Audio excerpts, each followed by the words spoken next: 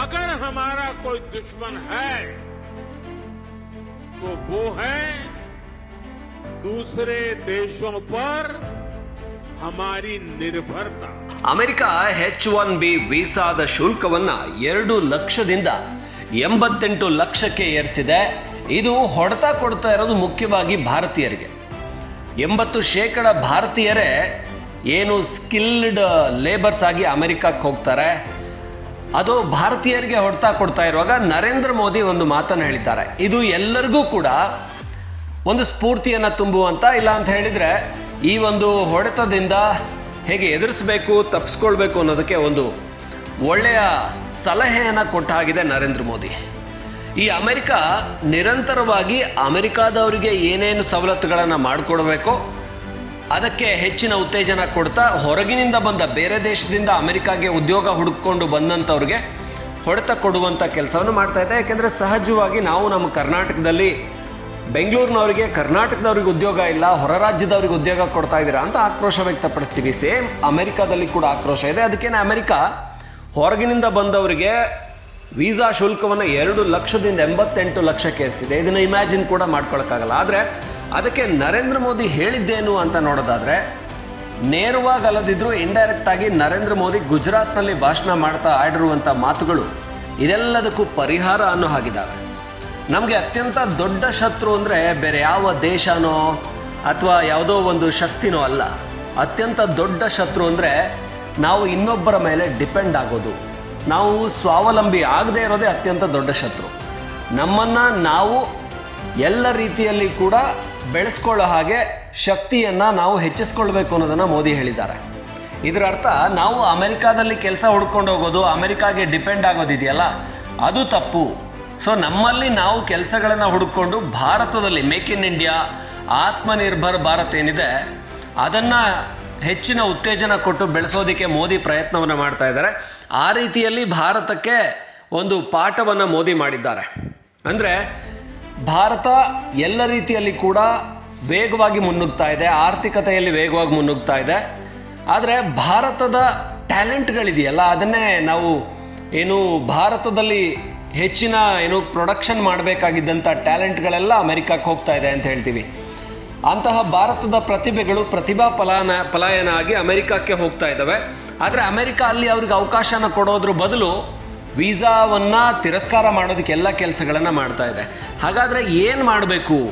ಭಾರತದ ಟ್ಯಾಲೆಂಟ್ಗಳಿಗೆ ಭಾರತದಲ್ಲೇ ವೇದಿಕೆ ಸಿಗಬೇಕು ಒಂದು, ಮತ್ತೊಂದು ಭಾರತೀಯರಿಗೆ ಅಮೆರಿಕಾದಲ್ಲಿ ತಮ್ಮ ಟ್ಯಾಲೆಂಟನ್ನು ಪ್ರದರ್ಶನಕ್ಕೆ ಅವಕಾಶ ಕೊಡಬೇಕು ಅಂತ ಹೇಳಿದರೆ ಅಲ್ಲಿನ ಟ್ಯಾಲೆಂಟ್ಗಳಿಗಿಂತ ನಾವು ಅತ್ಯಂತ ಹೆಚ್ಚಿನ ಸ್ಕಿಲ್ಲನ್ನು ಪ್ರದರ್ಶನ ಮಾಡಿ ಅವರಿಗೆ ಅನಿವಾರ್ಯ ಅಂತ ಅನಿಸ್ಕೊಳ್ಬೇಕು. ಈಗ ಸತ್ಯ ನಾದೆಳ್ಳ ಇರ್ಬೋದು, ಸುಂದರ್ ಪಿಚೈ ಇರ್ಬೋದು, ಇವರೆಲ್ಲ ದೊಡ್ಡ ದೊಡ್ಡ ಕಂಪನಿಗಳ, ಅಮೆರಿಕಾದ ಮೆಟಾ ಇರ್ಬೋದು, ಗೂಗಲ್ ಇರ್ಬೋದು, ಅಂದರೆ ಎಲ್ಲ ದೊಡ್ಡ ದೊಡ್ಡ ಕಂಪ್ನಿಗಳ CEO ಅಮೆರಿಕಾದಲ್ಲಿ ಭಾರತೀಯರಾಗಿದ್ದಾರೆ ಅನ್ನೋ ಒಂದು ಪಟ್ಟಿನೇ ನಾವು ಓದ್ತಾ ಇರ್ತೀವಿ.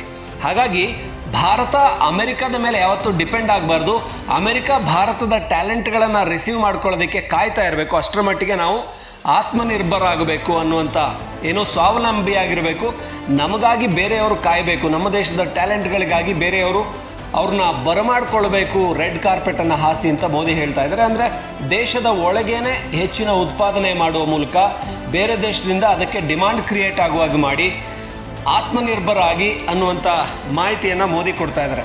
साथियों, भारत आज विश्व बंधु की भावना से आगे बढ़ रहा है.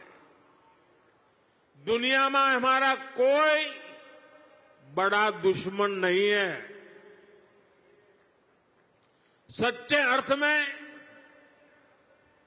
अगर हमारा कोई दुश्मन है तो वो है दूसरे देशों पर हमारी निर्भरता. यही हमारा सबसे बड़ा दुश्मन है और हमें मिलकर भारत के इस दुश्मन को निर्भरता वाले दुश्मन को हराना ही होगा. हमें ये बात हमेशा दोहरानी है. जितनी ज्यादा विदेशी निर्भरता उतनी ज्यादा देश की विफलता। विश्व में शांति, स्थिरता और समृद्धि के लिए दुनिया की सबसे बड़ी आबादी वाले देश को आत्मनिर्भर बनना ही होगा। हम दूसरों पर आश्रित रहेंगे तो हमारा आत्मसम्मान भी चोटिल होगा। 140 करोड़ देशवासियों के भविष्य को हम दूसरों पर नहीं छोड़ सकते। देश के विकास के संकल्प को हम दूसरों की निर्भरता पर नहीं छोड़ सकते। हम भावी पीढ़ी के भविष्य को दांव पर नहीं लगा सकते। और इसलिए भाइयों बहनों, આપણે ત્યાં ગુજરાતીમાં કે ભાઈ 100 દુઃખોની એક દવા। 100 दुखों की एक ही दवाई है और वो है आत्मनिर्भर भारत।